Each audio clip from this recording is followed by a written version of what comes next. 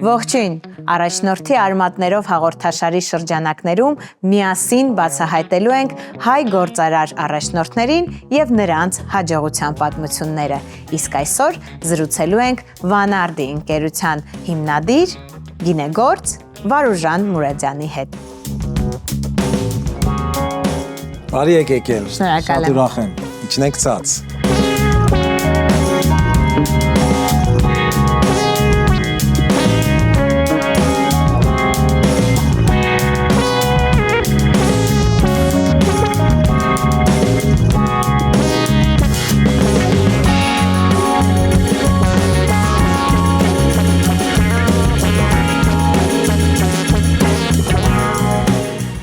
Վարուժան ջան, շնորհակալ ենք մեզ հյուրընկալելու համար։ Սիրով։ Դուք 90-ականների սկզբին տեղափոխվեցիք ԱՄՆ, այնտեղ բացեցիք հաշվապահական ընկերություն եւ այնպես ստացվեց, որ 20 տարի անց վերադարձաք Հայաստան գինեգործությամբ զբաղվելու։ Եվ հաշվապահից այդ դեպի գինեգործ ճանապարհը ինչի շնորհիվ կայացավ, ձեր ինչ անձնային առաջնորդի այսպես առավելությունների շնորհիվ։ Նախ Միացյալ Նահանգներում հաշվապահություն ասածը այնքան էլ համեմատական չի, ոնց որ այստեղի հաշվապահությանը, այնտեղ ավելի հաշվապահ, բիզնես կոնսուլտանտ, հաշվապահ, հարկային փաստաբան, այնպես որ սիրում էի իմ մասնագիտությունը, բավական լավ էր, հաջողակ էր, բավական մեծ քանակությամբ հաճախորդներ ունեինք, բայց միևնույնն է, մարդը ինքը բնական օրգանիզմ է եւ բնությունը ոնց որ կանչում է։ Այո, ինքն է որոշում։ Այդ առումով, այո, գրասենյակային կյանքը մի քիչ արդեն սկսում էր, դա մեկ, երկրորդը, որ մի բարձունքի հասնում ես արդեն, դա արդեն դու ձգտում ես հաջորդ բարձունքին հասնես, ասում ես լավ, սա եղավ, բա հետո ինչ եմ անելու։ Այդպես գինեգործությունը իմ դեռ երիտասարդական ուսանողական շրջանից շատ հետաքրքրում էր ինձ։ Մեր մոտ օրինակ Տավուշի շրջանում շատ եմ մանեկել ուսանող ժամանակ եւ այնտեղ ամեն տանը շատ լավ գինիներ էին պատրաստում, շատ համեղ։ Այդպես դա կար եւ ընդհանրապես այդ քաջալերումը եղավ ընդհանրապես գինեգործական երկրներ այցելելով, որը որ հենց Կալիֆոռնիան ինքը գինեգործական երկիր է եւ այդ գեղեցկությունները, այգիները եւ այլն տեսնելով ասում եմ գրողը տանի ինչի մենք չենք կարող լինելով այս գինեգործական երկիր, ունենալով այս պատմությունը չունենք մենք նման բաներ։ Էս էլ ինչ որ ինձ բան եղավ, այսպես ինչու ոչ։ Քանի տարեկան էիք այդ ժամանակ։ Տարիքը։ Երևի արդեն 28-29 տարեկան, որ այդ միտքը, որ հաստատակամ էի արդեն, որ պետքա մասնագիտությունս փոխեմ եւ բնականաբար հաշվապահությունը եւ գինեգործությունը բավական տարբեր են։ Հիմա որ մեկ-մեկ ասում եմ իմ նախկին կյանքում, այո, ինչ որ եղել է, դա իմ նախկին կյանքն է արդեն, հիմա գինեգործություն եւ այսպես։ Վարուժան ջան, դուք արմատներով Վանից եք եւ հենց ձեր ապրանքանիշի անվանման մեջ դուք նշանավորում եք այդ փաստը Վանարդի անվանումը։ Ինչ դեր ունեցավ առհասարակ Վանեցու արյունը ձեր առաջնորդի կայացման մեջ եւ ընդհանրապես հայի գործոնը ձեր կերպարի մեջ ինչպես կմեկնաբանեք։ Չնայած որ հայրիկիս կողմը վանեցի են, մայրիկս Խարբերդ եւ Տիգրանակերտ, բայց միևնույնն է ես կարծես ինձ վանեցի էի զգում։ Շատ հետաքրքիր է այդ փաստը եւ Վանի թագավորությունը լինելով այդ գինեգործական արտահանող թագավորություն, դա էլ էր ինձ շատ ոգեշնչում, երբ որ հողը արևը ամեն ինչը նույնն է, ինչպես աշխարհը չգիտի մեր գինիների մասին, երբ որ Վանի թագավորությունում 2500 տարի առաջ, այսինքն կողքի երկրները ներմուծում էին գինիներ, ուրեմն այդտեղից, այդ Վանի թագավորությունից։ Վանի թագավորության գինեգործական երկիր լինելու հանգամանքն էլ շատ ինձ մարտահրավեր տվեց, որ ես ուզենամ այդ համբավը հետ բերել, ինչի, օրինակ այդ իտալական, չգիտեմ, իսպանական, տարբեր գինիների կողքին չպետք է երևա եւ շողա, ոչ միայն երևա, այլ փայլի հայկական գինին։ Դա էլ ուրեմն պատճառներից մեկն էր։ Վանարդի ինքը Վանի արև է նշանակում, այստեղ մենք ունենք այս Վանի ուրեմն երրորդ աստվածությունն է, որը կոչվում է Արդինի կամ Շիվինի։ Ուրեմն դա Վանի արև ոնց որ այս իմաստունի։ Այո։ Տեսեք,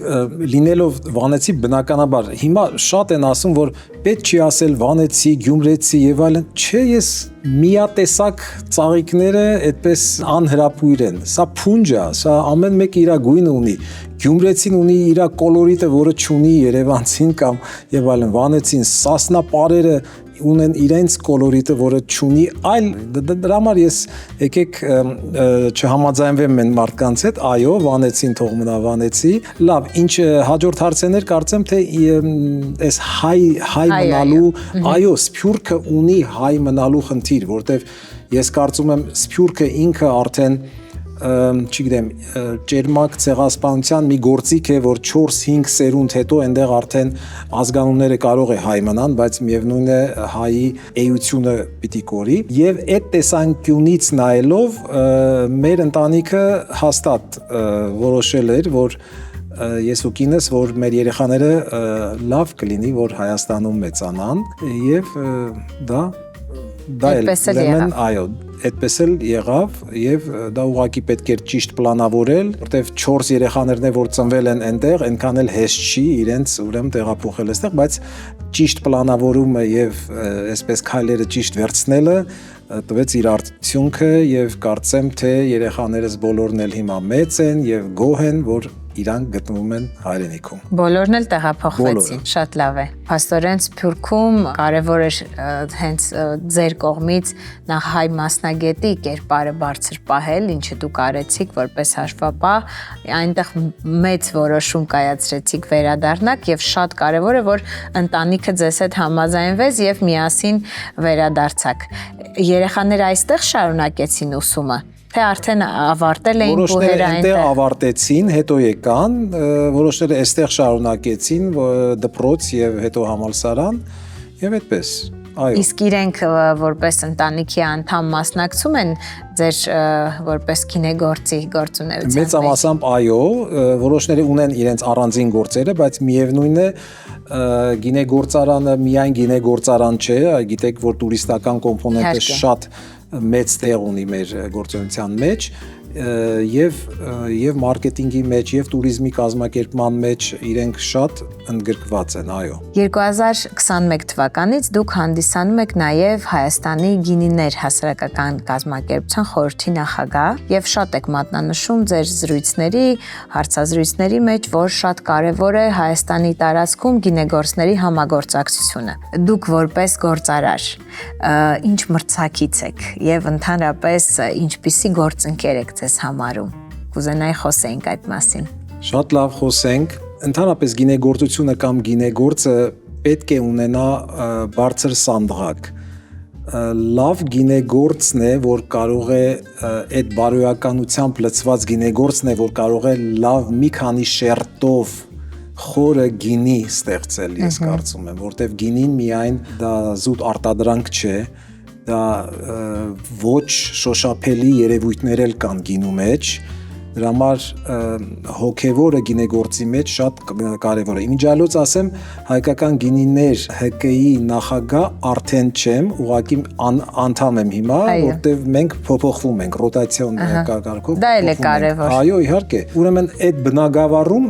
գինեգործական եղբայրություն, այսպես ասած, ունենալը շատ կարևոր է։ Մեր գինեգործներով մեր փորձով փոխանակվելը, գոնե 2 ամիսը մեկ հանդիպումներ ենք ունենում, գլոր սեղաններ, տարբեր հարցեր են քննարկում եւ բոլորիս միտքն էլ այն է, որ ամեն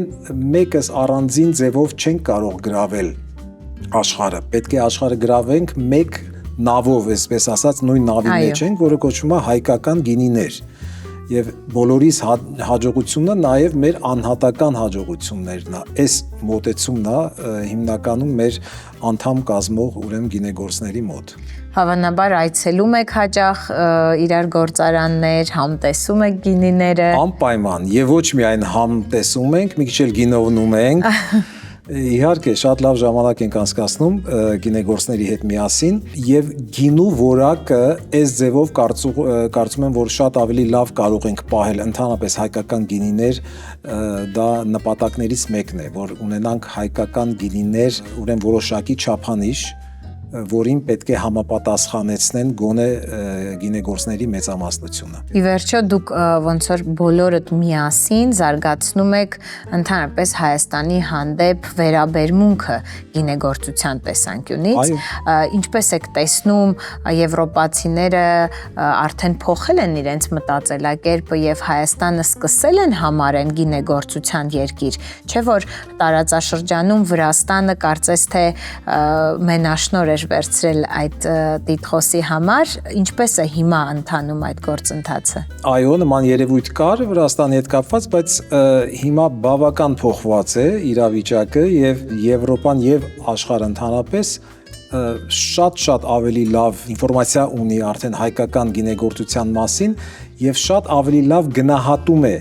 հայկական գինու որակը, դա երևի մեծամասնությամբ գալիս է մեր տերուար կոչվածից, մեր հողի ուրեմն որակից, արևից եւ այլ հանգամանքներից։ Ես կարծում եմ ընդհանրապես գինեգործները ներսում, Հայաստանի ներսում մրցակիցներ գտնելը կամ փնտրելը դա ոչ միտեղ չի տանում։ Ինչպես ասացի, բոլորս մի նավի մեջ ենք եւ պետք է միասին գրավենք համաշխարհային շուկաներ։ Եթե մենք մեր մեջ պիտի գինի արտադրենք, ինքներս մեզ վաճառենք, այտենց չեղավ հայկական գինեգործություն։ Բոլորս պիտի մտածենք իրոք գրավելու մասին եւ բոլոր հիմքերը մենք դա ունենք։ Այս վերջերս շատ մեծ գործ է անում նաև խաղաղագործության եւ գինեգործության հիմնադրամը, որի հետ համագործակցում ենք շատ սերտ։ Օրինակ 26 թվականի մայիսին մեզ մոտ պիտի լինի աշխարհի ամենահռչակավոր գինու մրցույթներից մեկը։ Այսպես դա մեծ միանգամից թռիչքային ճանաչելիություն կբերի հայկական գինիների համար։ Վանարդի գինիները միանգամից սիրվեցին շուկայում եւ լայն սպառում ստացան, գուցե նրա շնորհիվ, որ դուք համարում եք, որ գինեգործության մեջ մանրուքներ չկան։ Ինչպիսի առաջնորդ եք ձեզ համարում հենց ձեր բիզնեսում եւ միգուցե նաեւ աշխատակիցների հետ հարաբերությունների մեջ։ Այդ մանրակրկիտ լինելը կամ, չգիտեմ, ոսկեղենիկ հայերենով ասած քթիմաս բնավորություն ունենալը։ Ես զգացի արդեն, որ ուշադիր նայում էիք, թե ամեն ինչ կարգին է, թե պատուհանները ինչ կարգավիճակում են, դա կարևոր է։ Այո, կա այդտեղ։ Սա ոչ միայն գինեգործության մեջ է կարևոր, առավել եւս գինեգործության մեջ է սա կարևոր, որտեվ վերջում այդ մի փոքրիկ համն է կամ հոտն է կամ կառուցվածքն է գինու, որ դա պիտի քեզ տա այն ոսկե մեդալը կամ արծաթե մեդալը։ Այո, դա օգնում է ինչ որտեղ, երևի հաշվապահ լինելը դա մի քիչ էլ օգնել է այդ հարցում։ Ինչպիսի առաջնորդ բառը եկեք չասենք, այո, ես որտեվ մեր անձնակազմի հետ ես ինձ համարում եմ որպես ընկերներ, փորձում եմ այդ հարաբերությունները ստեղծել իրենց հետ, որ սա լինի Վանարդի ընտանիք եւ իրենք այդպես էլ զգում են։ Այո, որոշ դեպքերում պահանջկոտ եմ, բայց որոշ դեպքերում էլ փորձում եմ հասկանալ իրավիճակները եւ այդպես գնում ենք առաջ եւ կարծում եմ երկու կողմն էլ, էլի երկու կողմ չեմ ուզում համարեմ, քանի որ մի ընտանիք է, բոլորս էլ ուրախ ենք եւ մեր Վանարդի ընտանիքը շատ քիչ փոփոխությունների է ենթարկում, ով որ գալիս է միանում է, միայն աճում ենք, գնացողները քիչ են ավելի, քան եկողները։ Իսկ քանի աշխատակից ունեք այս պահին գործարանի տարածքում։ Քանի որ մի քանի կոմպոնենտ կա, գինու գործարանը, այգեգործությունը, ուրեմն գինու туриզմի զբոսաշրջությունը, hospitality կոչվածը։ Ես էլ չէի իմանում, մեկ որ այսպես միջոցառումներ ենք անում, մեկ էլ ասում, այսքան մարդ կա մեր մոտ աշխատող, մոտավորապես 50-ից 60 հոգի արդեն։ Բոլորը տեղացի են։ Այո։ Փաստորեն նաև ունենք որոշ դրսից էլ ունենք աշխատակիցներ, հետո որոշները այդ բանը կա, սեզոնայնությունը կա աշխատանքի, այսպես գալի գնում աշունը եւ գարունը օրինակ այգեգործության մեջ ավելի շատ աշխատողներ կան, քան թե մնացած ժամանակներում։ Մարզային բիզնես լինելը իհարկե նաև մեծ պատասխանատվություն է, քանի որ դուք նաև աշխատատեղեր եք ստեղծում մարզում։ Տեսել եք արդեն արդյոք այդ արդյունքը, որ ձեր բիզնես հիմնելուց հետո վարակիչ օրինակ եք ծառայել եւ մարզը սկսել է ավելի ակտիվորեն զարգանալ։ Վստահ այո, պիտի ասեմ, որտեվ այդ փոփոխությունը եւ անձնական հարթության վրա եւ ընդհանրապես մարզի բիզնեսի կամ գյուղատնտեսության վրա շատ եմ զգացել։ Ուրեմն անձնական հարթության վրա շատ մեծ փոփոխություններ ենք տեսնում։ Ես վստահ եմ, որ իմ աշխատակիցներն դա կհիմնավորեն դեպի լավը, դեպի աշխարհընկալումը, դեպի աշխատանքի հանդեպ սերը եւ այլն եւ այլն։ Եվ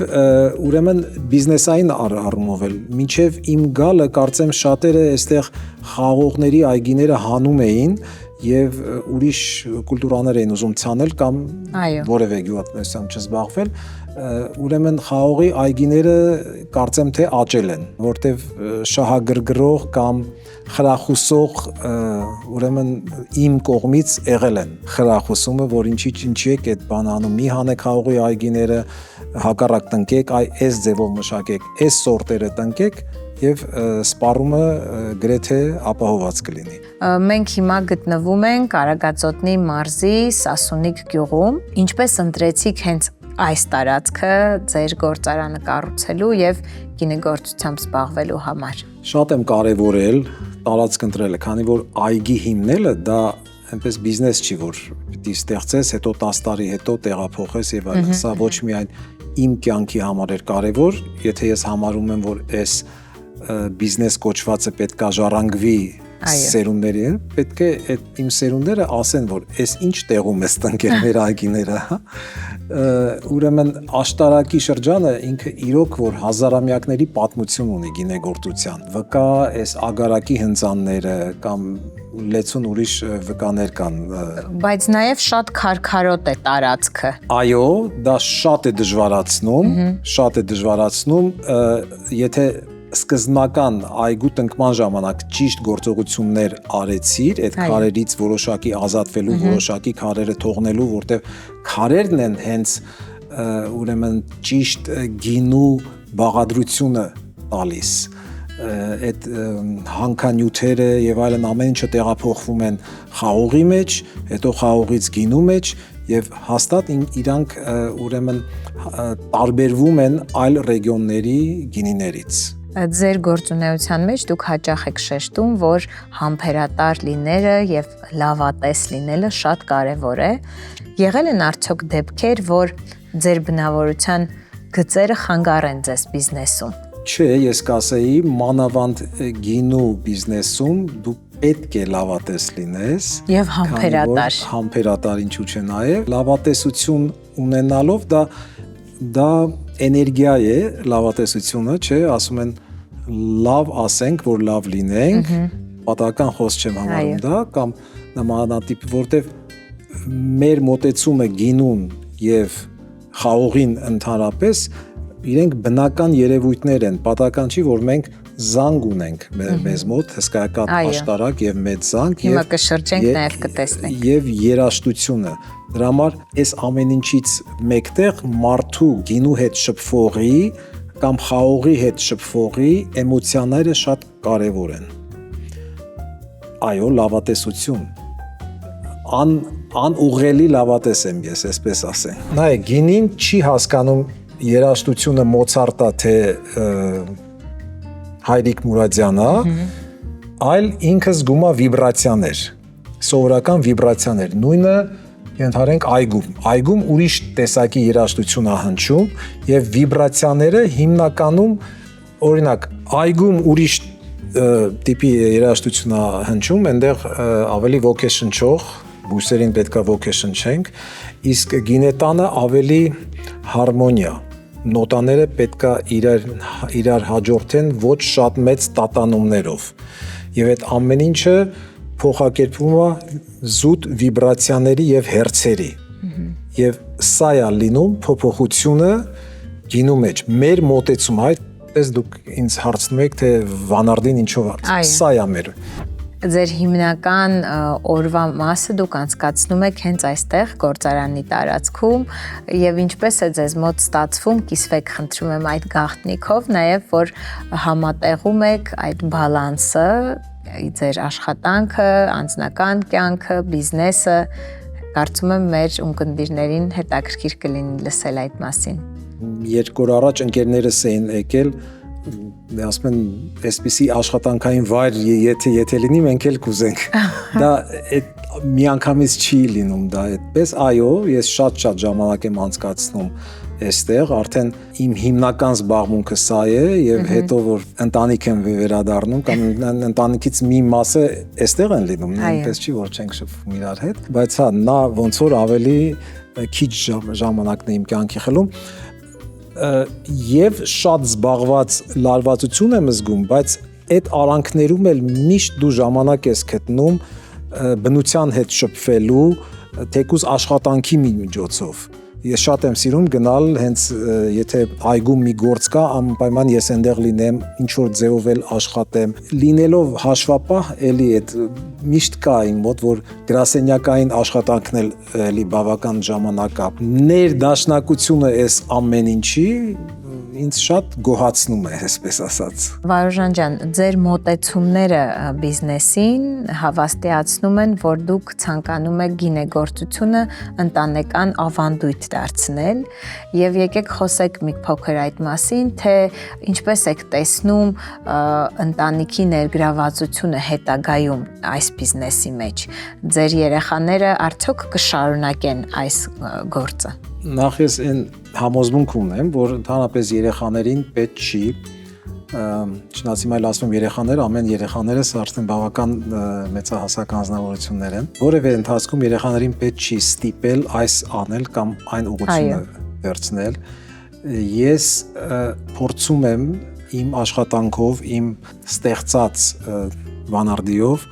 հնարավորությունը տալ կամ ընտրությունը տալ իմ երեխաներին կամ զբաղված լինել սրանով կամ որևէ ուրիշ գործ անել, փառք Աստծո, որ ես բոլոր երեխաների մոտ էլ զգում եմ այդ հետաքրքրությունը, շատ լավ է։ Այս կամ այն կերպ եւ հույսով եմ, որ նման ձևով էլ պետք է շարունակվի։ Իսկ ինչ նոր ավանդույթներ բերեց Վանարդին հենց ձեր ընտանիք։ Մինչ այդ ինչով չէիք զբաղվել, որ հիմա սկսեցիք կամ ինչ նախասիրություններ ունեցաք։ Շատ են գինի խմում միասին, դա երևի հետաքրքիր գինու մասին ավելի շատ խոսել մեր սովորական ընթրիքների ժամանակ։ Այո, ես կասեի, որ մեր ամեն ինչը, չասեմ ամեն ինչը, բայց բավական շատ ուրեմն պատույտներ ենք տալիս Վանարդիի եւ գինեգործության շուրջ։ Ազդեցություն ունի անշուշտ։ Վարուժան ջան, մեր հաղորդաշարը կոչվում է առաջնորդի արմատներով եւ հաղորդման վերջում կցանկանայինք ձեր կողմից լսեինք, թե ինչպիսին է ձեր առաջնորդի բանաձևը, ոնց կարող եք դա դուրս բերել եւ ներկայացնել մեր ունկնդիրներին։ Կավլիցի ես վստահ եմ, որ յուրաքանչյուր առաջնորդ ճակերտավոր ունի իր յուրովի բանաձև։ Ես չեմ ուզենա մեկ բանաձև ասեմ, ես ուղղակի իմ կարծիքը կուզեմ արտահայտել այդտեղ, առաջինը այն բնագավառը, որ ուզում ես մտնես, մաքսիմում իմ իմացության ձեռքբերում։ Հաջորդը, այսինքն իմացությունը ուսումնասիրել, շատ ուսումնասիրել, հասկանալ ամեն փոքր։ Հաջորդը կասեի, որ քայլերի առնման ընթացքում ճիշտ պլանավորել, որ քայլից հետո ինչ անել, որ էդի բիզնեսի սկզբնամասում, այսպես ասած։ Երրորդը կարծում եմ, որ միևնույն է, առաջնորդը չի կարող բոլոր գործերը ինքը անել, չնայած որ բոլոր գործերից պիտի հասկանա։ Ոսկե թիմ ձևավորելը ամենակարևոր գործն է։ Չխնայել ոչ ժամանակը, ոչ ռեսուրսները ոսկե թիմ ձևավորելու։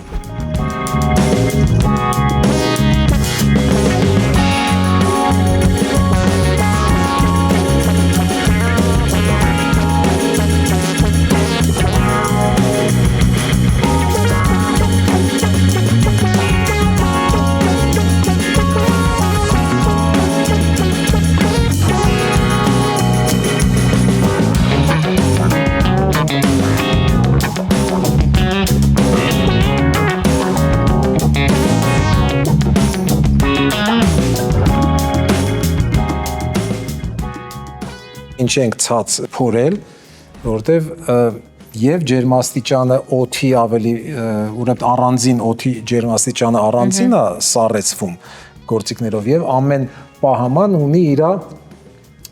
տաքացման եւ սառացման ժիլետները սրանք եւ հետևից խողովակներ կա ես նույնիսկ տնից հեռախոսով կարող եմ կառավարել այս ամեն պահամանի ենթադրենք ջերմաստիճանները Ինչ տեխնոլոգիաներ են զարգացել արդեն։ Բա, տեսնում եք, ինչեր է կապ։ Բայց միշտ այստեղ գործարանում կան մարդիկ, ովքեր երևի արդեն ոչ թե հեռավար կերպով, այլ տեղում հետևում են, չէ՞ գործընթացին։ Նաև, այո, որտեղ ունենք էկրան ունենք, որտեղ ամեն մի բանի պահամանի ջերմաստիճանը ինքը երևում է եւ մենք էլ հետևում ենք դրան։ Իհարկե գիշերները մարդ չկա, գիշերները միայն երաժշտությունն է։ Շատ հետաքրքիր էր, ես մաղթում եմ ձեր գործարանին, ձեր գործունեությանը մեծ բարձրունքներ եւ իհարկե շատ հաճելի էր լսել ձեր հաջողության պատմությունը, ինչը կարծում եմ վարակիչ օրինակ կդառնա երիտասարդ գործարարների համար։ Ուրախ եմ։